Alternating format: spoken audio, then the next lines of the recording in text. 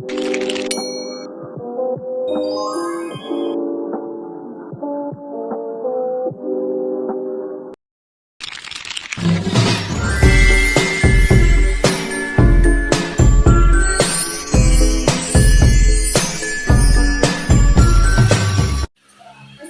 warahmatullahi wabarakatuh. Waalaikumsalam.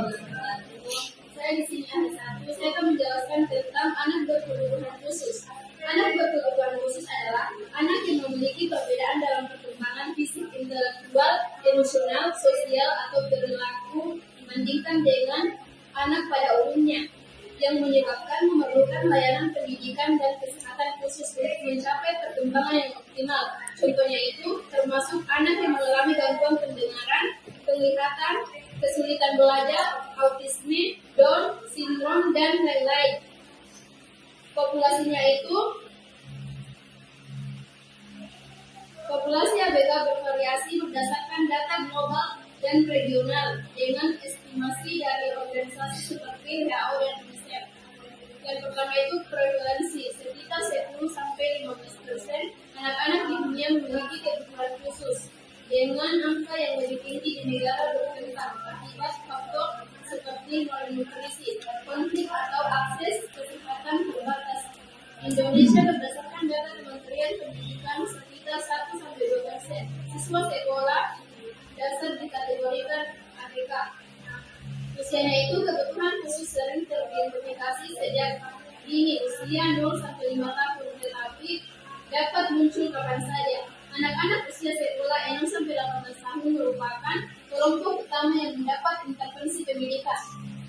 Dan beberapa kondisi lebih umum pada jenis tertentu seperti autisme yang lebih sering pada laki-laki, rasio 4-1, sedangkan disabilitas fisik lebih seimbang.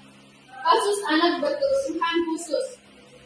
Contoh kasus berkebutuhan khusus: nama pasien Ahmad, laki-laki, usia 5 tahun. Riwayat medis: Ahmad didiagnosis dengan cerebral palsy CP, spastic quadriplegia sejak usia 2 tahun akibat hipoksia perinatal. Ia mengalami kelumpuhan pada keempat anggota tubuh, kesulitan berbicara, dan sering mengalami kejang. Ahmad tinggal dengan orang tua di rumah sederhana dan ibunya adalah pengasuh utama. Ia belum pernah sekolah formal dan mendapat terapi fisik rutin di puskesmas. Keluhan utamanya itu Ahmad datang ke rumah sakit karena demam tinggi 39 derajat Celcius, batuk produktif, dan kesulitan bernapas. Ia juga mengalami konstipasi kronis dan sering menangis karena nyeri otot. Orang tua melaporkan bahwa Ahmad sulit makan sendiri dan membutuhkan bantuan untuk semua aktivitas sehat sehari-hari. Pemeriksaan fisiknya itu suhu 39 derajat Celcius, denyut nadi 120 kali per menit, pernapasan 30 kali per menit dengan retraksi dada, tonus otot meningkat, refleksi tendon dalam hiperaktif, dan ada kontraktur pada sendi lutut dan siku.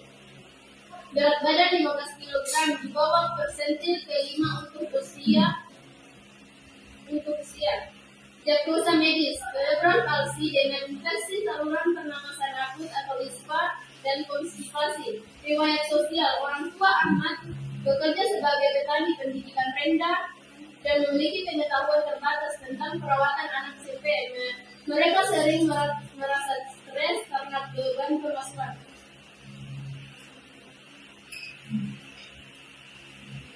Diagnosa keperawatannya: risiko infeksi tinggi berhubungan dengan imunitas rendah akibat CP dan malnutrisi. Nyeri akut berhubungan dengan spastisitas otot dan kontraktur. Konstipasi kronis berhubungan dengan imobilitas dan diet rendah serat. Gangguan nutrisi kurang dari kebutuhan tubuh berhubungan dengan kesulitan makan dan penurunan nafsu makan. Risiko cedera jatuh berhubungan dengan mobilitas dan kejang. Perencanaan planning atau tujuan jangka pendek 24-48 jam. Suhu tubuh turun ke normal 37 5 derajat Celcius. Frekuensi napas turun ke 20 sampai 25 kali per menit dan Ahmad dapat buang air besar tanpa bantuan. Tujuan jangka panjang minggu ke depan, Ahmad memperoleh nutrisi adekuat, nyeri berkurang, dan orang tua teredukasi tentang perawatan